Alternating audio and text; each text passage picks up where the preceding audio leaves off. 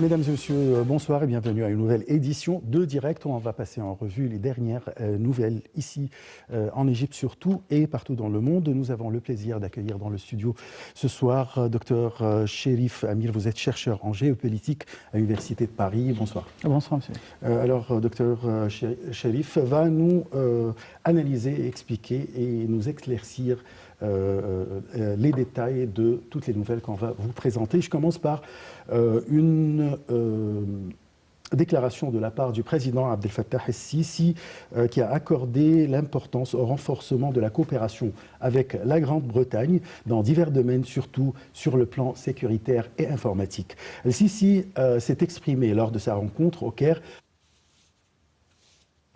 Docteur Cherif Amir, je rappelle que vous êtes chercheur en géopolitique à l'Université de Paris. Alors, il y a le chef de l'État qui accorde une grande importance au renforcement de la coopération avec la Grande-Bretagne dans tous les domaines, mais il a mis l'accent sur le combat contre le terrorisme et l'extrémisme.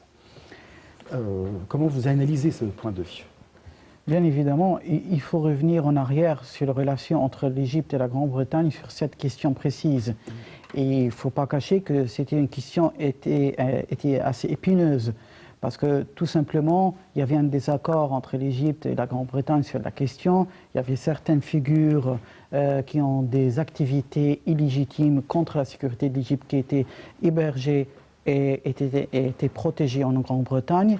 Mais le dialogue continuait. Et on essayait d'éclaircir notre vision pour le monde entier. Et je crois que le Premier ministre Boris Johnson, il comprend bien la situation maintenant, mieux que ses prédécesseurs, surtout que maintenant la Grande-Bretagne fait partie de l'Union européenne, donc elle a besoin d'alimenter, si on peut le dire, les relations avec d'autres États en dehors du vieux continent. Et je crois que c'est une bonne étape de la part de Londres de commencer à contacter le Caire sur la question. Le président Abdel Fattah el-Sisi est un partenaire fiable pour l'Europe. On n'a jamais exercé le chantage que, par exemple, le dictateur turc Erdogan l'exerce avec l'Europe. Nous sommes clairs sur la question. Il y a le terrorisme, c'est un danger pour tous. Il ne faut pas jouer avec cette question parce que la menace qui frappe l'Égypte, elle frappe l'Europe aussi. Et l'histoire l'a montré. La France a été frappée, la Grande-Bretagne. On voit tous que nous sommes tous dans le même camp. Donc, ce n'est pas le temps pour protéger certaines figures qui ont des liens terroristes. Je crois que la Grande-Bretagne connaît très bien les situations au Moyen-Orient. C'est un ancien la colonisation qui était présente, surtout dans les pays du Golfe. Ils comprennent très bien le rôle du Qatar, ils comprennent très bien le rôle de la Turquie, ils savent très bien qui joue et qui fait la menace dans cette région. Donc, le président Abdel Fattah el-Sisi était très clair, encore une fois, c'est qu'il faut coordonner, il faut travailler ensemble, parce que cette question, on voit maintenant que la France elle est menacée, l'Autriche, qui est un nouveau candidat, si on dit, voilà, sur la liste des cibles terroristes. Voilà. Donc, la situation est grave. Et je crois que les Britanniques ont bien choisi le Caire pour travailler avec. Bien sûr, nous savons que l'ancien président Hosni Moubarak n'a pas arrêté à demander à la Grande-Bretagne de faire l'extradition des criminels, ou bien la loi d'extradition criminelle qui n'existe pas, je crois, entre l'Égypte et la Grande-Bretagne, au moment où il y avait des émigrations de la part des frères musulmans et des gens salafistes en Grande-Bretagne. Mais après, les guerres au Proche-Orient comme en Syrie, en Libye, où il y avait une certaine émigration de la part de ces terroristes vers ces pays, pour deuxième génération bien sûr, pour exercer des opérations terroristes dans ces pays. Est-ce que aujourd'hui la Grande-Bretagne ou bien l'Europe en général peuvent prendre des mesures vraiment efficaces pour mettre fin à ce fléau en Europe? Et ils comprennent maintenant la situation, surtout qui, selon eux, contradit avec les droits de l'homme. Regardez, alors... c'est très compliqué, j'ai déjà vécu tout ça là-bas en Europe, c'est pour cela que je comprends bien leur vision sur cette question. En fait, bien sûr, il y a la question non seulement du droit de l'homme, mais ils ont aussi, et ça existe dans les centres, think tanks, les centres de recherche en Europe, qui prédisaient, on me l'a dit même pendant le temps de Moubarak, que les frères musulmans, par exemple, ils ont une base populaire immense. Or, ce n'est pas vrai. Et le peuple égyptien l'a démontré en 2013 dans la révolution contre ce régime. Donc, c'était une pensée que ces gens-là, ils représentent la population, que la population arabo-musulmane dans cette région veulent ce choix. Alors, je crois que maintenant, la question est très claire pour beaucoup d'entre eux. Beaucoup de personnalités dans les services de renseignement à l'étranger, ils trouvent que c'est très grave de travailler avec ces gens. Par exemple, en 2013, malheureusement, la Grande-Bretagne a accueilli certains des frères musulmans chez eux. Le dirigeant là-bas du bureau international des frères musulmans, il est présent là-bas. Il passe entre Ankara et Londres et Doha. Donc, je crois que maintenant, il commence à comprendre que ce n'est pas le bon choix. Ils comprennent très bien que la population dans la région ne veut pas ce choix. Le peuple égyptien, par exemple, a démontré que démocratiquement, il a choisi le président Abdel Fattah el-Sisi et que la division que les frères musulmans ou ces systèmes théocratiques voulaient s'aimer dans une société comme l'Égypte menaçait l'intérieur de l'Égypte et aussi l'Europe. Donc, je trouve que c'est bien sûr, il y a une vision très complexe chez eux, mais la question des droits de l'homme, regardez, en France par exemple, après les événements qui ont eu en novembre 2015, le plan Vigipirate a été déployé. Il y a eu l'interdiction des rassemblements des personnes, plus que 100 personnes. Jusqu'à maintenant, avec l'affaire des Gilets jaunes, avant le Covid-19, il y avait aussi des restrictions. Et c'est une première, c'est inédit dans l'histoire politique de la France qu'on interdise des rassemblements. C'est pas parce qu'on a dit que c'est contre le droit de l'homme. Non, c'était pour la sécurité de la population. L'arrestation en garde à vue, par exemple, de certains personnages que les autorités françaises trouvaient que ils menacent la sécurité de la France. L'Europol, qu'il y a eu l'extradition, par exemple, entre l'Allemagne et la France, Belgique et la France, l'Angleterre et la France, et d'autres pays aussi. Tout ça, ce n'est pas contre le droit de l'homme. Pour les Européens, ils trouvent que c'est leur sécurité, c'est une responsabilité. Donc, ils comprennent maintenant que l'Égypte exerce son responsabilité envers ses citoyens et ses intérêts nationaux. Exactement. J'espère qu'il y aura des pas concrets.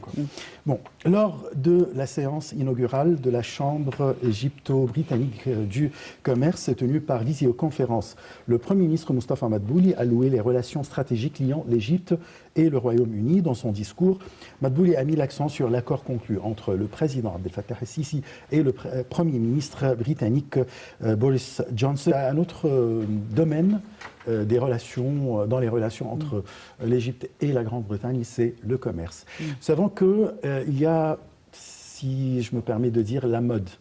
C'est lier le nord et le sud, ainsi que l'est à l'ouest, comme c'est le cas de, comment on dit, la route de la soie chinoise, qui fait la même chose exactement. Où on est là pour lié entre le Nord et le Sud avec des accords comme avec la Grande-Bretagne? Ça va assez lentement, bien sûr, à cause du Covid-19 et le ralentissement international qui a eu lieu, c'est global. Bien sûr. Mais je crois que l'Europe a compris maintenant qu'ils ont des partenaires, ils ont besoin de certains partenaires hors les pays du Golfe et le pétrole aussi. Ils ont besoin des pays d'agriculture, des pays qui sont loin de la Chine, parce que la construction des usines en Chine a renforcé la Chine qui est devenue dangereuse pour l'Europe. Alors maintenant, pourquoi pas investir dans d'autres pays comme l'Égypte et travailler avec les sociétés là-bas. Je crois que l'histoire entre l'Égypte et l'Angleterre sur cette question est très solide. On a des échanges depuis des années. Bien sûr, les périodes politiques assez, comment dire, fragiles à l'époque du président Nasser, mais après ça, tout a été renoué de nouveau. Le partenariat est très solide sur tous les niveaux, que ce soit l'agriculture, le coton, même l'armement, tout. Mais il faut être très vigilant sur la question, parce que c'est ce que l'Angleterre a compris, c'était l'Europe, qu'il y avait des restrictions, certaines conditions, et que l'Égypte a été la victime à un certain moment de certaines restrictions commerciales. Pas seulement l'Égypte, mais l'Afrique tout entière. Et je crois que maintenant que l'Angleterre, qui est libre de ces restrictions européennes, elle pourra travailler plus librement avec l'Égypte. Et déjà, comme je vous le dis, ils cherchent des partenaires maintenant hors du vieux continent. Et ils veulent que ça soit une nouvelle ère différente que l'ère de la colonisation et cette histoire qui était perturbée. Je crois que maintenant aussi en Égypte, on a une nouvelle génération, c'est la génération du président Abdel Fattah el-Sisi, qui a une ouverture envers le monde sur le partenariat égal, partenariat basé sur le respect de la souveraineté de l'Égypte, mais aussi ouverture à tous les marchés. On est les amis des Russes, les amis des Français, les amis des Chinois, les amis des Britanniques et des Anglais, et des Américains. Donc je trouve que ça c'est très séduisant pour le marché européen et le marché britannique. Surtout que maintenant, on voit un certain déclin dans les pays du Golfe et le pétrole. Donc, il y a maintenant aussi le gaz en Égypte. Il y a aussi l'investissement au secteur du canal du Suez. Il y a une ouverture sur tous les horizons. Alors, je crois que ça dépend aussi de la politique intérieure commerciale de certains pays, surtout en Égypte. Je crois que le président Abdel Fattah el-Sisi a donné beaucoup d'énergie à l'assouplissement de certaines étapes bureaucratiques pour accueillir l'investissement. On sait, malheureusement, après ce qu'on appelle le printemps arabe, on a subi des frappes économiques très dures. Mais heureusement, on a pu commencer à se dresser de nouveau. Et je crois que ça commence par maintenant, c'est-à-dire le développement économique de l'Égypte avec la sortie de l'Angleterre de l'Union européenne. On peut se rencontrer et ça va être très bien. Et ça tombe dans notre intérêt.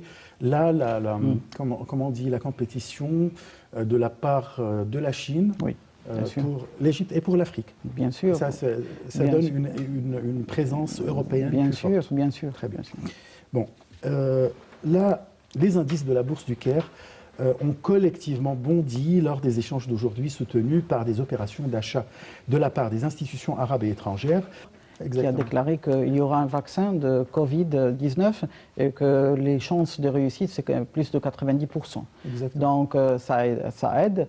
Et aussi, il y a eu une déclaration de la part des pays producteurs du pétrole qu'ils vont changer les cadres de prix.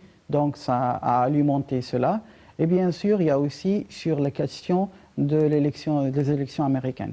Mais moi, en tant qu'analyste, je vous le dis, par exemple, pour l'instant, rien n'est officiel. Le jeu est encore en cours parce qu'aujourd'hui, la campagne de Donald Trump a commencé ses étapes juridiques. N'oublions jamais ce qui a eu lieu dans les élections de 2000 entre Al Gore et George W. Bush. C'était Al Gore déclaré président. Ensuite, en Floride, tout a changé et c'était devenu le président George W. Bush. Alors rien n'est joué encore. C'est les médias et la campagne de Joe Biden qui l'a déclaré. Donc je crois que cet effet, peut-être il a eu quelque chose à faire avec ce rebondissement, mais pas tout à fait comme le Covid ou la déclaration de Pfizer. C'est la découverte Bien sûr. De Pfizer. Bon, les Égyptiens ont rempli leur devoir national en respectant les mesures de précaution pour empêcher la propagation du coronavirus. L'autorité nationale des élections doit annoncer les résultats définitifs de cette deuxième phase des élections le dimanche prochain, 15 novembre courant. Salih Ahmed et Yara Choucha nous donnent les détails.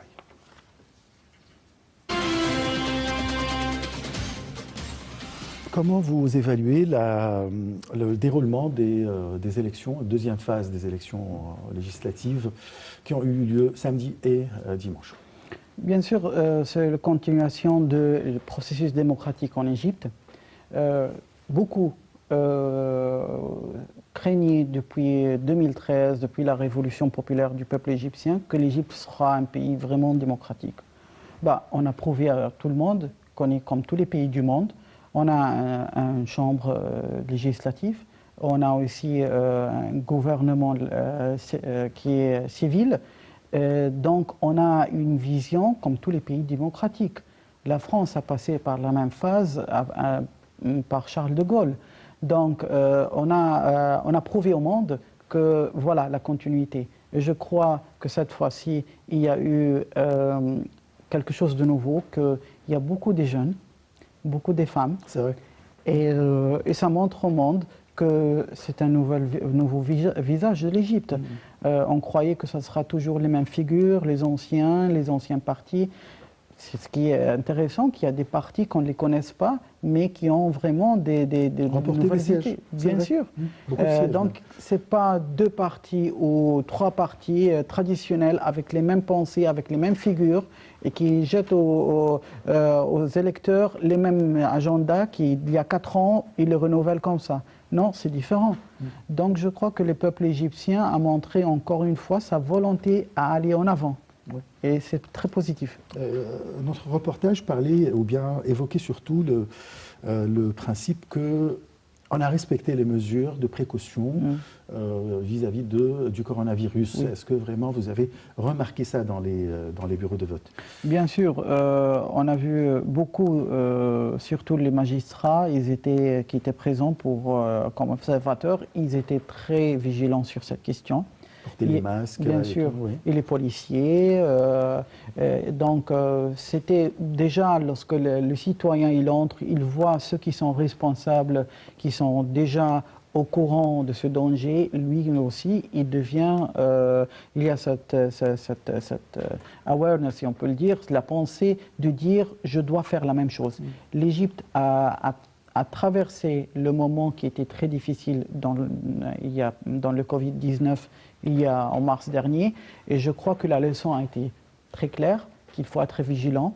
On a réussi cela parce qu'il y avait le confinement partiel, le port du masque, et aussi il y avait aussi les médias. Vous, les médias, vous avez... La distanciation en plus. Bien sûr, la distance sociale. Et je crois que ça a beaucoup aidé. Et la jeunesse égyptienne aussi a commencé à comprendre que l'hygiène, c'est très important. Parce qu'on a vu l'Europe, elle n'était pas à l'abri. L'Europe qui est... oui, les États-Unis. Les États-Unis, l'Europe, oui. L'Italie qui était juste à côté, et aussi les États-Unis, c'était pire. Alors qu'eux, ils ont les systèmes sanitaires les plus développés.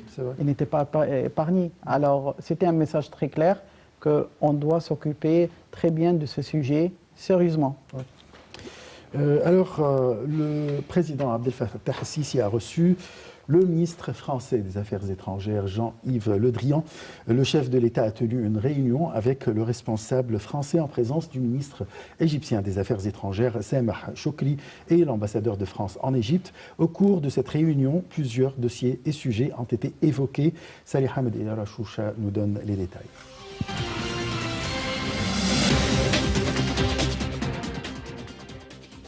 Là, je veux mettre l'accent sur les déclarations ou bien les discussions entre les deux responsables sur le Proche-Orient, c'est-à-dire la Libye et la Syrie. Là, quel est le rôle d'un grand pays comme la France qui est impliqué dans ces deux dossiers actuellement pour mettre fin à la situation dans ces deux pays? D'abord, il faut souligner la personnalité de M. Jean-Yves Le Drian. Il a des excellentes relations avec le président Abdel Fattah el-Sisi et son homologue égyptien, M. Sameh Choukri, lorsqu'il était ministre de la Défense dans l'ère de François Hollande. Oui. Alors, je crois que c'est un homme qui comprend très bien le dossier au Moyen-Orient. Il comprend la position de l'Égypte sur ces questions. Je crois que la France a commencé à voir les choses comme il le faut. Les erreurs qui ont été commises en Libye, comment ils ont soutenu à un certain moment certaines factions qui était nuisible non seulement à la souveraineté de la Libye et la sécurité de l'Égypte, mais aussi pour la France et la Méditerranée. Et maintenant, la France est très claire sur sa position. Il refuse toute ingérence turque, clairement, dans la Méditerranée, le flux d'armement pour les factions terroristes en Libye. C'est la même position que l'Égypte. L'immigration clandestine, l'Égypte l'a arrêtée en coopération avec la France aussi, que la Turquie l'utilise comme une carte de chantage. Donc cette question a été aussi abordée. Je crois aussi que la France a compris que la Syrie, et moi je le racontais surtout avec mes collègues chercheurs là-bas, c'est une histoire de la France dans le pays du Levant, c'est-à-dire la Syrie et le Liban, c'est-à-dire il faut préserver la sécurité et l'identité de ces pays. Et je crois que la France a commencé maintenant. Par exemple, la visite du président Macron pour le Liban à un certain moment était aussi un indice pour la Syrie qu'il y a une nouvelle ère pour la diplomatie française, que maintenant la France ne veut plus cet échange très tendu entre les populations là-bas. La guerre en Syrie, on a vu qui était derrière. On a vu comment c'était un plan pour déchirer toute cette région. Comment il y a une partie de la Syrie occupée par la Turquie, comme Idlib. Comment la souveraineté de la Syrie est souvent menacée comme ça. Donc je crois que la France est très claire maintenant. Ils veulent coopérer avec les pays forts de cette région, c'est-à-dire l'Égypte. Cette coordination va aider la France à redessiner de nouveau son image culturelle, historique et aussi géopolitique dans cette région. Et je suis très positif sur cette internationale. Pour le peuple égyptien surtout, je précise les musulmans et le chef de l'Azhar, concernant tout ce qui s'est passé en France ces derniers jours. Alors, est-ce qu'il y a une compréhension entre les deux pays? Entre les deux pays, je peux dire oui, mais le problème, c'est pas là. Le problème est assez épineux parce que ce qui a eu lieu en France récemment, c'est plutôt une crise d'identité qui existe depuis un certain moment entre ce que les Français appellent l'islam de France et la communauté musulmane. Et je crois que c'était le discours du président Macron lorsqu'il a rappelé les principes de la Ve République et la Révolution française. Il voulait s'adresser aux citoyens français de confession musulmane. Et ce n'était pas l'islam qui était en cible, c'était plutôt ce héritage commun entre les citoyens français de toutes les confessions qui existent sur le territoire de la Ve République. Je crois que M. Yves Le Drian voulait parler honnêtement sur cette question avec le grand imam. Le grand imam, il a aussi souligné la question qu'il ne faut pas faire l'amalgame entre la religion et la violence. Je crois que ce type de dialogue peut aboutir à quelque chose. Sauf qu'il faut comprendre, et ce n'est pas la défense de la France, mais il faut comprendre que les Français essayent d'ajuster un petit peu la question communautaire au sein de leur pays, dans l'Hexagone. D'intégrité. Oui, voilà. Ils ne veulent pas que certaines questions soient épineuses. Ils veulent faire l'équilibre entre la liberté d'expression et la liberté de profession, de la religion, mais en respect des droits de l'homme. Alors je crois que ça va prendre du temps. Ça ne va pas être résolu comme ça.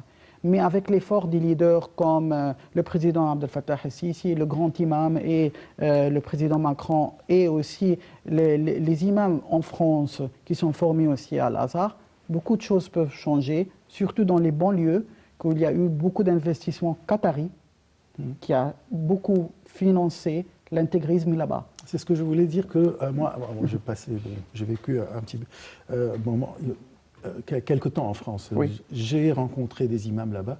Ils ne sont pas de l'Azhar quand même. C'est-à-dire, j'ai rencontré des salafistes qui ont des idées très extrémistes là-bas. Belleville, là-bas, c'est plein des gens qui ne sont pas vraiment modérés. Oui, c'est vrai. Bon, Également, dans le cadre du renforcement des relations bilatérales avec l'Europe, le président Abdel Fattah al-Sisi avait reçu jeudi dernier le président du Conseil européen, Charles Michel, en présence du chef de la délégation de l'Union européenne au Caire et la conseillère principale aux affaires étrangères, Mariam van der Heuvel, en présence du ministre des Affaires étrangères, Samar Chokri. Et voici le point avec Salih Ahmed et Yara Choucha.